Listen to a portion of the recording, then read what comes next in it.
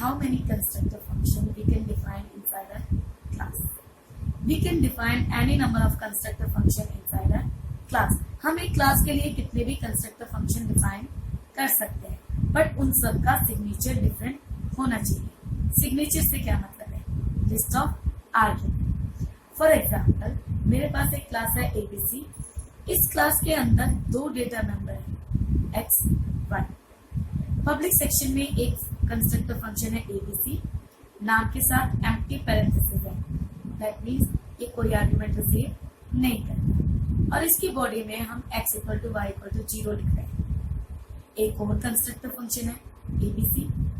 ये एक number receive कर रहा है इंट p, और मैं कहती हूँ x equal to Y equal to p. एक और कंस्ट्रक्टर फंक्शन है जो दो डेटा मेंबर रिसीव कर रहा है इंट p इंट q. हमने कहा x equal to p, y equal to q. अब मेरी क्लास में तीन कंस्ट्रक्टर फंक्शन है. आप देख सकते हैं तीनों ही फंक्शन का सिग्नेचर अलग अलग है. इसीलिए मल्टीपल कंस्ट्रक्टर फंक्शन आपकी क्लास में हो सकते हैं, बट उन सबका सिग्नेचर क्या होना चाहिए? अलग. आप देख सकते हैं कि पहले एबीसी में कोई आर्ग्यूमेंट नहीं है, दूसरा एबीसी एक आर्ग्यूमेंट रिसीव कर रहा है, और तीसरा एबीसी दो आर्ग्यूमेंट रिसीव कर रहा है. यानी तीनों ही कंस्ट्रक्टर फंक्शन का सिग्नेचर अलग है. अब बात ये आती है कि हम तो ये बात अच्छी तरह से जानते हैं कि constructor automatically invoke when we declare the object of class. अब जब मेरी क्लास में तीन कंस्ट्रक्टर फंक्शन हैं, तो कंपाइलर को कैसे पता चलेगा कि इन तीनों में से कौन सा कंस्ट्रक्टर फंक्शन इन्वोक होगा? ये फाइंड आउट करने के लिए हमें आपके ऑब्जेक्ट डिक्लेरेशन स्टेटमेंट को कंसीडर करना पड़ता है. अगर ऑब्जेक्ट के डिक्लेरेशन स्टेटमेंट में ऑब्जेक्ट के नाम के साथ कोई वैल्यू एसोसिएटेड नहीं है, इसका मतलब हमारा कंस्ट्रक्टर विद नो आर्ग्यूमेंट यानी पहला कंस्ट्रक्टर फंक्शन कॉल होगा.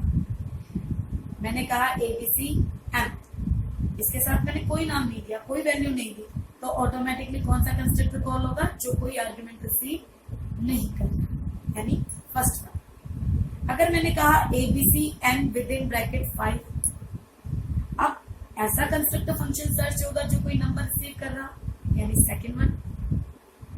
अगर मैंने कहा एबीसी आर 5,7, दो नंबर भेज दिए, अब ये देखिएगा कि इतने कंस्ट्रक्टर में से कौन सा कंस्ट्रक्टर फंक्शन है जो दो नंबर रिसीव कर रहे हैं, यानी last one.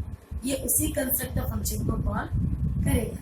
That means object के साथ जो वैल्यू एसोसिएटेड होती है, जिस टाइप की वैल्यू एसोसिएटेड होती है, वही ये डिसाइड करता है कि क्लास में जो मल्टीपल कंस्ट्रक्टर हैं उनमें से कौन सा कंस्ट्रक्टर फंक्शन कॉल करना है.